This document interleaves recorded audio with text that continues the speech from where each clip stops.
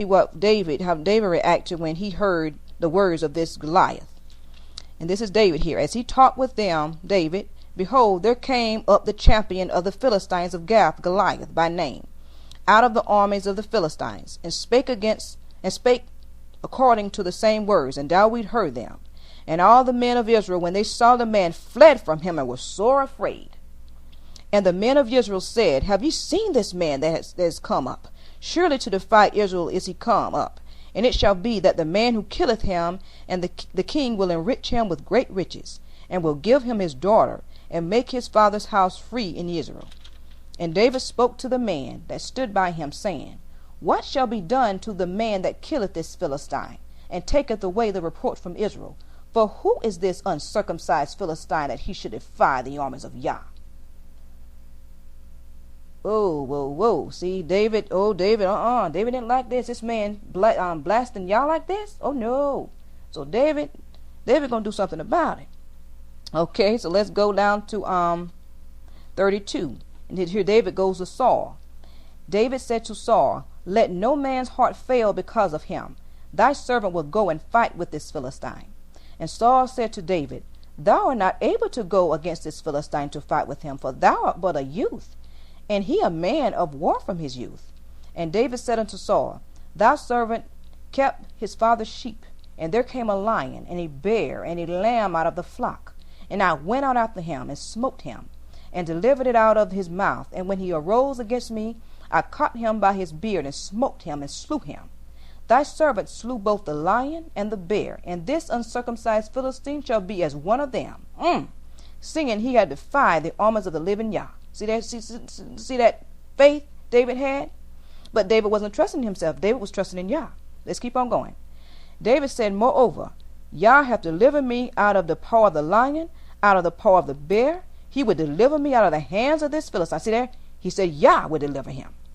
And Saul said unto David, go, and Yah be with thee. And Saul armed David with his armor, and he put an helmet of brass upon his head, and also he armed him with a coat of mail. And David girded his sword upon his armor, and he essayed to go, but he had not proved it. And David said to Saul, I cannot go with these, for I have not proven them. And David put them off him. See, David, he had to go with the tried and true. Like sometimes we're kind of wary of something that's new. We like to go with what we know. Like we say, the tried and true. He took his staff, and this is verse 40. He took his staff in his hand, and chose him 5 smooth stones out of the brook, and put them in the shepherd's bag, which he had, even in his scrip. And his sling was in his hands, and he drew near unto the Philistine. And the Philistine came on and drew near unto David, and the man that bare the shield went before him. And when the Philistine looked about and saw David, he disdained him, for he was but a youth, and ruddy, and of a fair countenance. See, this Philistine, this was an insult. They see this David, this little pretty boy, so to speak, coming to fight him, and he's a big, mighty warrior. This little pretty boy coming to fight against him, he was insulted. Let's go on. 43. And the Philistine said unto David, am I a dog that thou comest to me with staves? And the Philistine cursed David by his gods. And the Philistine said to David, come to me, and I will give thy flesh to the fowls of the air and to the beasts of the field. Then David said to the Philistine, thou comest to me with a sword, and with a spear, and with a shield. But I come to thee in the name of Yah of hosts, and Yah of the armies of Israel, whom thou hast defied. This day will Yah deliver thee into mine hand, and I will smite thee, and take thine head from thee. And I will give thee the carcass of the field. Give thee the carcasses of the hosts of the Philistines this day unto the fowls of the air, and to the wild beasts of the earth. And all the earth may know that there is Yah in Israel. And all this assembly shall know that Yah saveth not with sword and spear. For the battle is Yah. See, the battle is Yah's. He wasn't trusting in him. And he will give you unto our hands. And it came to pass, when the Philistine arose and came and drew nigh to meet David, that David hastened and ran toward the army to meet the Philistine. And David put his hand in his bag, and took thence a stone, and slang it, and smote the Philistine in his forehead. And the stone sunk into his forehead, and he fell upon his face unto the earth. So David prevailed over the Philistine with a sling and with a stone, and smote the Philistine, and slew him. But there was no sword in the hand of David. Therefore David ran and stood upon the Philistine, and took his sword, and drew it out of the sheath thereof, and slew him, and cut off his head therewith. And when the Philistines saw their champion was dead, they fled. See, it was reversed. They trusted in a man. The Philistines trusted in the man.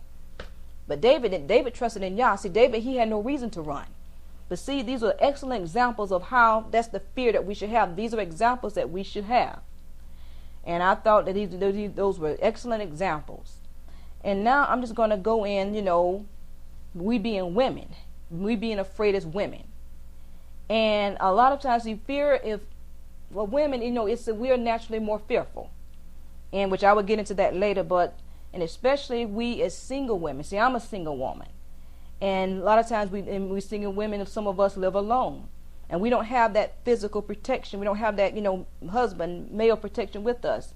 Yah's our protection. Yah's a protection even of a married woman, but I'm saying it always helped to have that physical protection there too. We're fleshly creatures. We love to have that, flesh, a human presence. It doesn't even have to be a husband, just someone in the house with us, someone there around us. That's just only natural for us to want to have that human presence. That's why Yah created a woman for Adam. He said it was not good for man to be alone. It's not good for any of us to be alone. But, there are times when, we have no other choice but to be alone. And, and then such as fear as far as things we hear people talk about on Power Talk. I like some people have encounters with demons and unclean spirits and the things that they see. And sometimes I'm like, I don't want to hear that. I don't want to hear that by myself. I don't want to hear that. But these are the things that I may have to face, and I have to just shake off that fear and know that I have to be strong in order to stand against this and rebuke those demons and unclean spirits in the name of Yahushua. And and they talk about the things that they encounter, even like we read about the reptilians and see those YouTube videos of reptilians and the aliens and little fearful sights. And to the natural eye, to be honest, to the natural eye, these things are scary. But we in Yah, we have to trust in Yah that Yah will protect us from these fearful things. But if somebody sees something, it's scary, but it's going to be, it looks scary to the natural eye. But see, if we're in Yah, we don't have to be afraid. We have to shake off that fear. We have to catch ourselves. And wait a minute, we have Yah. Yah is on our side. He can take care of us. He's our protection. And like I was saying, that women on the average is more fearful than men, because I looked up on Wikipedia, or some people say Wikipedia, and I just looked it up, and I looked up the gender characteristics, and I'm just going to read off the feminine characteristics and the masculine characteristics, just so a little list of them. I thought they were interesting. Feminine, submissive. Masculine, dominant. Feminine, dependent. Masculine, independent. Feminine, emotional. We women, we can be very emotional. Masculine, rational. Feminine, receptive. Masculine, assertive. Feminine, intuitive. Masculine, analytical. Feminine, timid. Masculine, brave. Feminine, passive. Masculine, active. Feminine, sensitive. Masculine, insensitive. See, I just want to show you that even in the gender characteristics, traditional gender characteristics, the woman is usually, the feminine characteristic is timid. So we are on the average we are more timid than men. And even like it's the natural male instinct to protect the female. You see, this is common in almost every culture. It's natural for the male to protect the female. Even like you may see a little brother trying to protect his big sister. He could be a little 9, 10, 11-year-old boy. But here it's still his instinct in him to protect his sister, the female. He may be sister, she's being harassed by her boyfriend or something. But he'll try to jump in between, as little as he is, protect her. So that's the natural thing. But Babylon has sort of twisted this for us Hebrews. Babylon has ripped that male protection from us for the most part. Check out the Willie Lynch letter. See, the Willie Lynch letter, it was a scheme in the Willie Lynch letter to put the Hebrew woman over the man. And if the Hebrew woman is over the man, how can the man be the proper protection for the woman? And this Babylon society has messed our minds up. It turned the Hebrew male, within that Babylonian mindset. Now, not those in the knowledge. I'm not talking about those in the knowledge. But it turned that Hebrew man now he's just an overgrown boy. And the female and the rest of society treat these Hebrew men like boys. They don't take these men seriously. They don't take the Hebrew man seriously. And I've grown up with that, and I see they're not taken seriously. So how can they be the proper protection? They can't. But since we're in this knowledge, we can right this wrong. And I know people say, some people may say the Willie Lynch letter is a hoax, this and that. It's proven it's a hoax. That it wasn't a man named Willie Lynch. That's not the point. That's not the point. Now, I don't care whether it was a real man or not. The point is the letter was right on point. The letter hit the nail on the head. The letter was exposing the scheme that the adversary had been using his agents against the children of Israel from the ancient times. I mean, you can read little parts of this scheme in the Bible, in the scriptures. This has been a scheme from ancient times to try to destroy Israel. And they attack that man. I mean, they start with that man, and if they start with that man, they got it all. So I'm not interested in whether or not Willie Lynch, there was a real Willie Lynch.